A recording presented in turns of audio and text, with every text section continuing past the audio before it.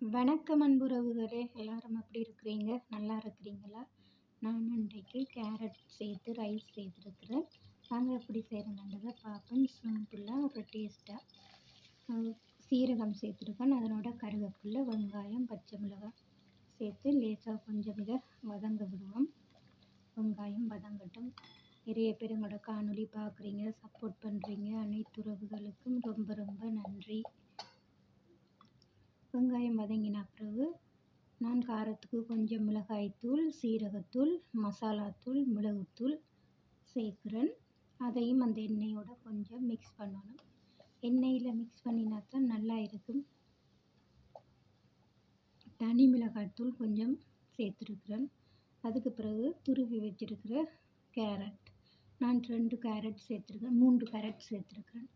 அந்த கேரட்டையும் சேர்த்து அப்படியே நாங்கள் வெங்காயத்தோடு மிக்ஸ் பண்ணுவோம். கேரட் நல்லா வதங்கோட மட்டும் தேவையில்லை, அரைப்பதமாக வதங்கினாலே போதும். கேரட் சாப்பிட்றது நல்லது, அதுவும் கொஞ்சம் அரைப்பதமாக இருக்கிறது நல்லது.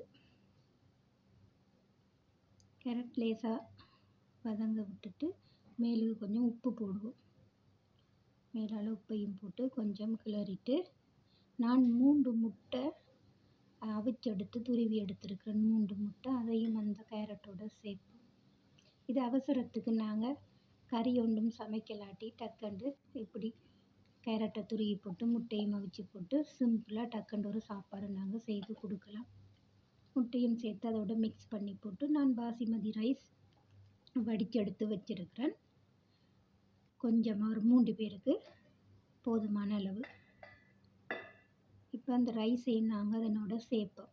சேர்த்து கொஞ்சம் கிளறி விடுவோம். கொத்தமல்லி இலையும் கொஞ்சம் எடுத்து வச்சிருக்கிறேன், அதையும் போட்டு மிக்ஸ் பண்ணுவோம். சிம்பிளாக கேரட் ரைஸ் செய்தாச்சு.